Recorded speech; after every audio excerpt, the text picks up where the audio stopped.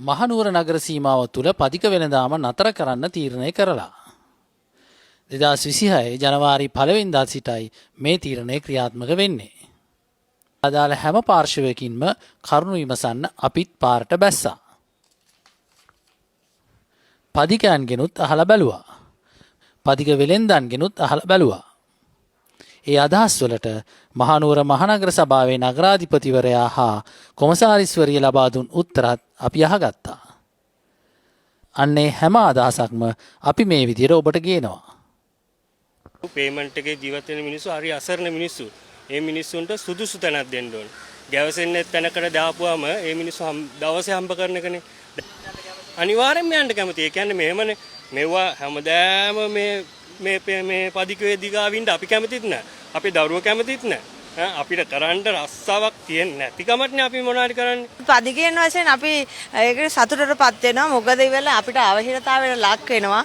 විවිධ ඒ නිසා මේ හොඳයි කියන එක හිතනවා මම. ජනවාරි 1 වෙනිදා ඉඳලා මේ පේමන්ට් එකේ තියෙන අඩු ආදී අයින් කරනවා කියලා කියන එක හොඳ දෙයක්.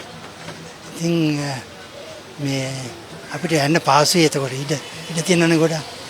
අපිට දැනුම් දීලා තියෙනවා අපි නීතියට අපි හිතනමනවා ඒ වුණාට ඉතින් අපි ගැන සාධාරණයක් කරන්න කියලා අපි හැම පැත්තටම කතා කරන්නේ ගරු ජනාධිපතිතුමාට එතකොට අපි නගරාධිපතිතුමාට අපි මේවට විරුද්ධ නැහැ අපි කැමැති මේ නගරය ලස්සන කරනවාට ඒ වගේම අපි ජීවත් වෙන්න අපිට අවස්ථාවක් සලසා දෙන්න කියලා තමයි අපි හැමෝටම කියන්නේ.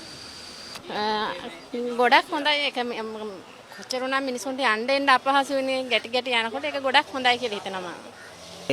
පදික වේදිකාවක් ඕනේ. ඉතින් අපේ ජනතාවටත් යන්න යම්කිසි මාර්ගයක් සකස්සලා දුන්නොත් ඒ කරන කියන අයට ඒක ඊට සාර්ථක වැඩ පිළිවෙලක් වෙනකොට බවට මම තීරණය කරනවා.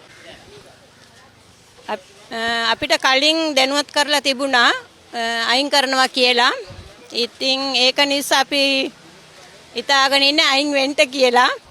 දුකයි තමයි ඒ වුණත් මේ අපිට අලුත් කඩවල් දෙනවා කියලා තියෙනවා. ඒක නිසා ඉතින් ප්‍රශ්නයක් නැහැ. මම නම් දකින විදියට පේමන්ට් එකේ අවුරුදු ගණනක් සේවය කරපු කට්ටිය ඉන්නවා. ඒගලන්ට හොඳ තැනක් බලලා දීලා මේකට පියවරක් ගත්තා නම් තමයි මම ගොඩාක්ම සතුටු වෙන්නේ. මොකද මේ ඒගලන් ජීවත් වෙනවනේ ගොඩක් පවුල්. ඉතින් මේකේ දෙපැත්තක් තියෙනවා.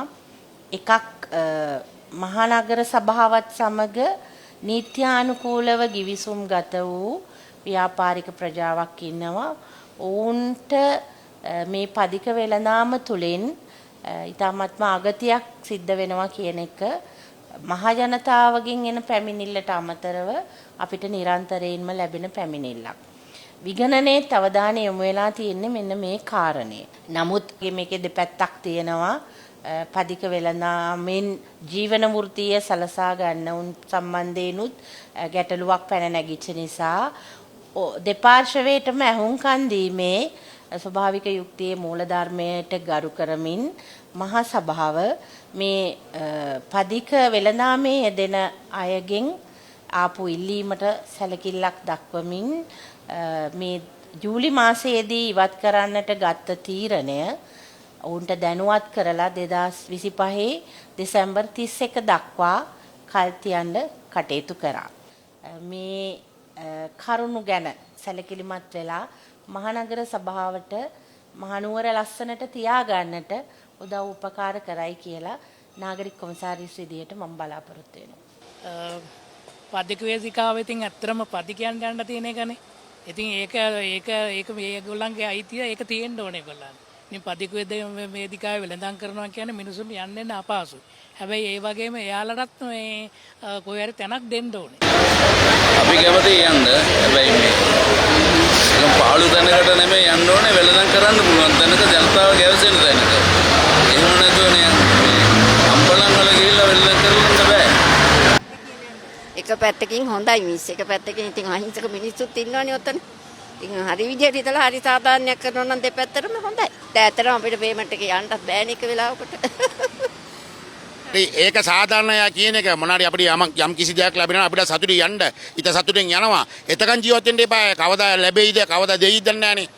ඒකවරම ගයෙන් මේ ගෙඩි වැටෙනා වගේ ගොනෙක් යනවා වගේ ඕ වගේ කතා කියනකොට යනවා කියන අපි කොහෙද යන්නේ කියලා කියන විකල්පය. නමුත් අපි ගයෙන් ගෙඩියෙන්න වගේ අයින් කරන්න තීන්දුවක් ගත්තේ නැහැ. මේට මාස 6කට උඩදී මහා සභා තීන්දුවක් තිබුණා පදක වේදිකා අයින් කරන්න. මෙන්න මේ තත්ත්වය තුළ ඒ කට්ටිය අපේ ඉල්ලීමක් කරා ඒ කට්ටියට පොඩි කාලයක් දෙන්න කියලා. ඒ අනුව අපි ඒ කට්ටියට මාස 5ක් 6ක වගේ කාලයක් දුන්නා. ඒ කාලේ දෙසැම්බර් 31 වෙනිදා අවසන් වෙන්න නියමිතයි. ඒ වගේම ඒගොල්ලෝ පොඩි ඉල්ලීමක් කරා ඒගොල්ලොන්ට වෙනත් ස්ථානයක් ලබා දෙන්න කියලා. එතකොට ඒගොල්ලෝ ඒ පදික වෙළඳුම්ම අපල ලිස්ට් එකක් දීලා තියෙනවා පදික වෙළඳුම් 60 දෙනෙකුගේ.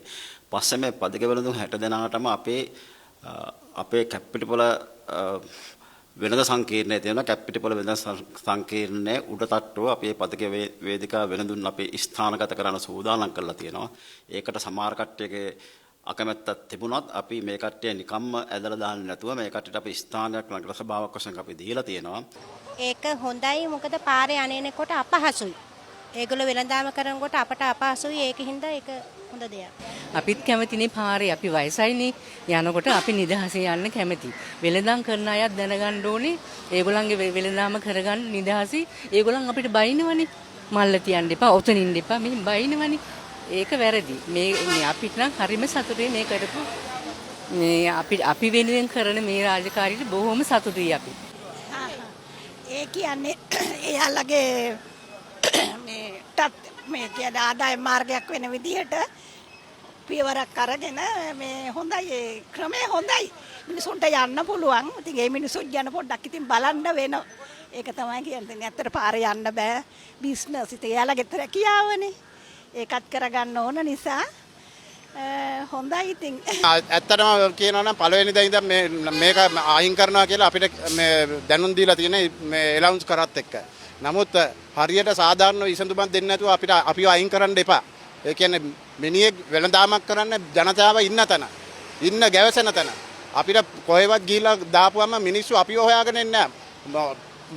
මේ ස්පිරිතාලයක් නම් මිනිස්සු හොයාගෙන යයි පිනට දෙන ස්පිරිතාලයක් නම් බෙහෙත් ගන්න හොයාගෙන යයි රෙදි අපිට සල්ලි එනවා අපි කොහේ හරි දාගෙන ඉන්නකොට මිනිස්සු අපිව හොයාගෙන ඉන්නේ නැහැ මිනිස්සු ඉන්න තැනට තමයි අපි ඇවිල්ලා වෙළඳාම් කරන්න ඕනේ. ඉතින් සමහරව අලුත් ස්ථානයකට යන්න කැමති සමහරව යන්න කැමති නෑ. නමුත් අපේ පුද්ගලිකද තමයි පදික වෙළඳුන් ඔතෙන්ට ගියාට පස්සේ පදික වේදිකාවේ විශ්වාස නැති වෙනකොට ජනතාව එතෙන්ට පුරුදු වෙනවා. ඊළඟට තමයි දැන් හෙට තව අවුරුදු දෙකක විතර ගුස්සෙත් බස් නැවතුම් පොළ විවෘත කරනකොට ඔය අපි දෙන ස්ථානයේ වටිනාකම මිල කරන්න බෑ. එතකොට ව්‍යාපාර කටයුතු ඉතාම සාර්ථකව ඉදිරියට ගෙනියන්න පුළුවන්.